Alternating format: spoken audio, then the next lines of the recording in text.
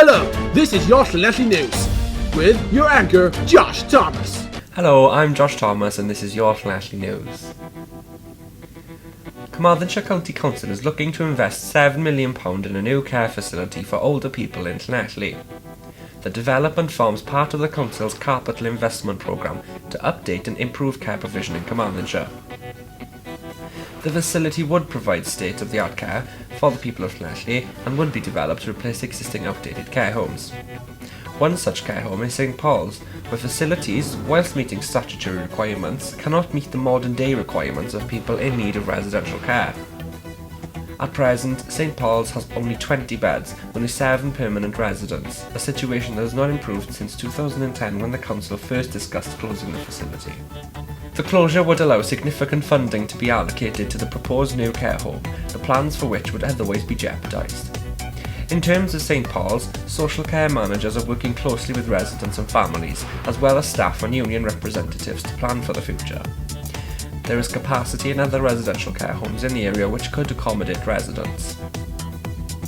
Over 3,000 of the lowest paid council staff in Carmarthenshire are set to get a pay rise. The move, agreed yesterday by the leader and executive board, will mean a 4.56% increase for 3,042. It would cost around £315,000 to implement the pay award, which would start from this April if approved by the council.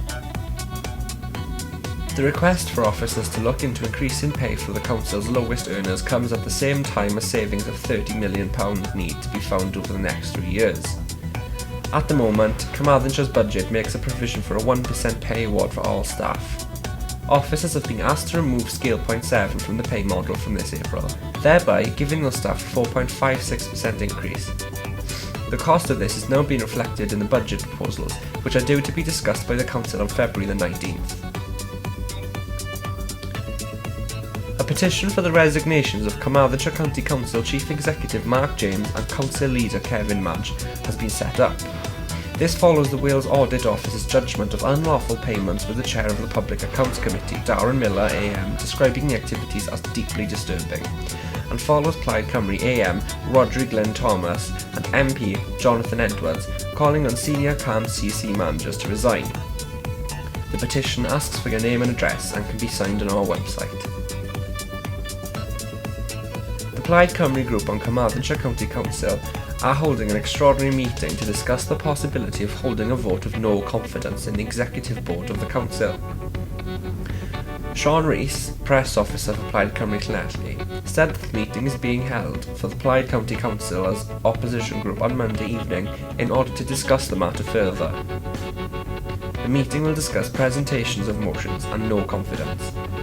Carmarthenshire County Council has also issued a response to the Wales Audit Office's report, which can be viewed on our website. Sometime between Saturday the 18th and Tuesday the 21st of January 2014, an attempt was made to gain entry to a local hairdresser known as Cuts Company. If you have any information, then the police are urging you to contact PC 695 Jones via the non-emergency number 101.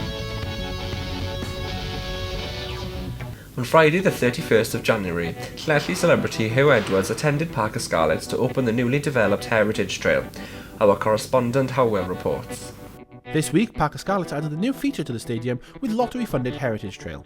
The focus of the new Heritage project, based at Parc y Scarlets, is to inspire, safeguard and promote the great heritage and history of Scarlets rugby and its intrinsic links with Llanelli and people across the county.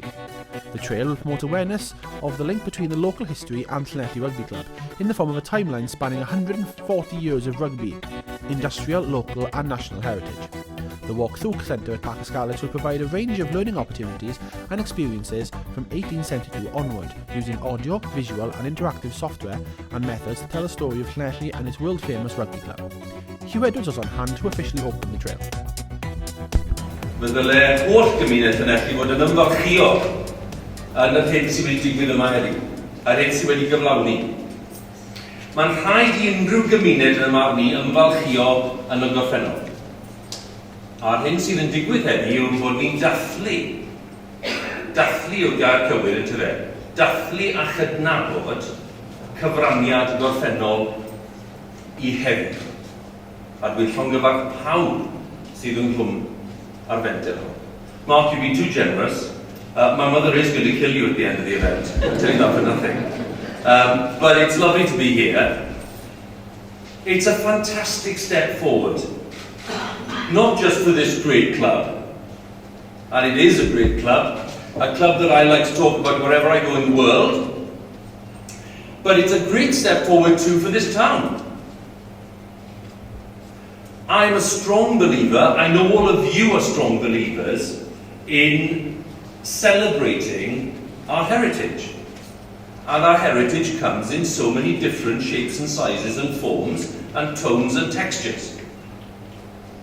But the game of rugby is such a significant contributor to what we are today that it would be wrong not to celebrate it in this really prominent and creative way.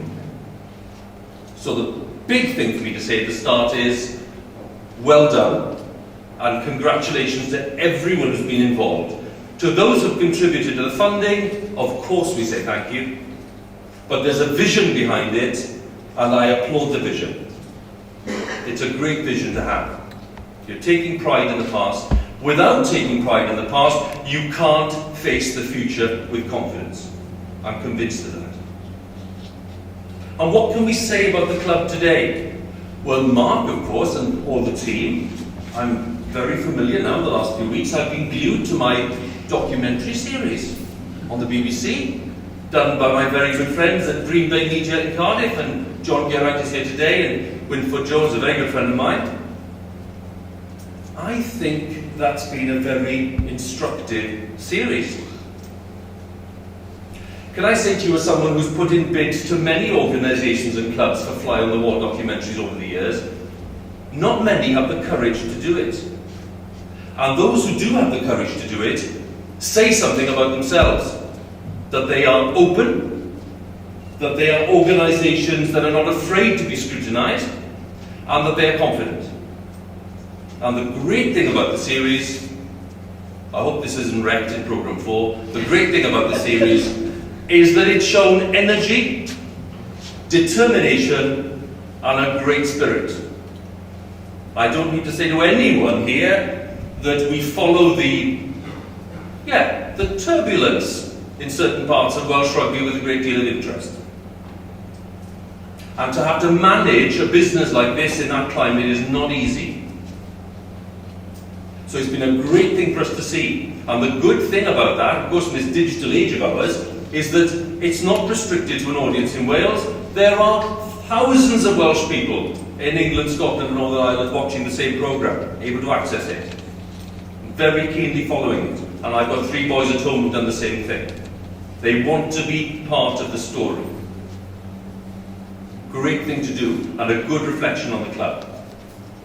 So I see today, if you like, as the latest step, I hope this doesn't sound too grand, in the cultural reawakening of Llanelli. Mae'n gam pwysig ymlaen o safbwynt adfywiad diwylliannol. And it started a few years ago. I think the work done at Llanelli Library has been exemplary. It's a terrific resource. Llanelli House, right next to it, just looks like a magnificent addition to our built heritage, but of course it's not an addition, it's always been there. But it's now in a state where it attracts people. This afternoon, in glorious sunshine, I was on Llanelli Road. You missed that, did you? Yes. And we were unveiling a blue plaque there to one of the last toll gates in Llanelli, which was there in 1843 during the Rebecca riots.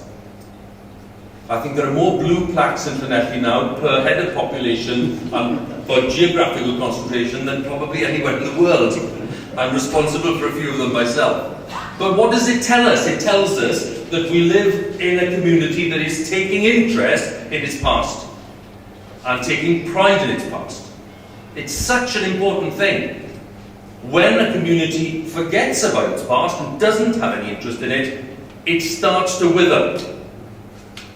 And I see this as a fantastic addition to that trend. Because you're not just telling the story as you've just heard. It's not just a magnificent sporting story. because it is that. It's a story of people, and the kind of people who've performed on the field of play, and the kind of people who've been around them and supported them, many thousands, over the years. So we're celebrating all of those stories. And in doing that, we are creating an even better profile for this town. Not just for the club, but for the town. What the club has done here is a service and a contribution to the town. It'll draw more people in, more people will understand what we are, more people will pay attention and take an interest. All of those are unqualifiedly good things. So that's my point. It's to say well done.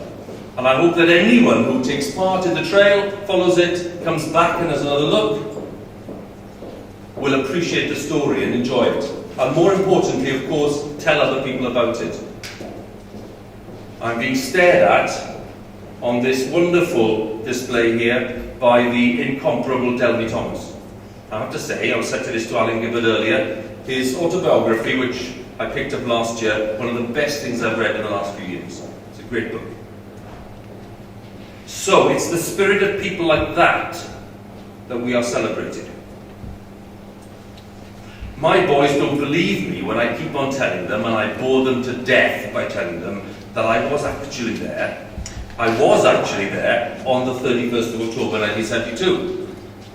I'll keep this bit of the speech for the old boys' dinner tonight. Okay? And John Geraint has failed badly in the task I set him when he started the dog, which was to magnify the images and find me in the crowd. Okay? John has failed.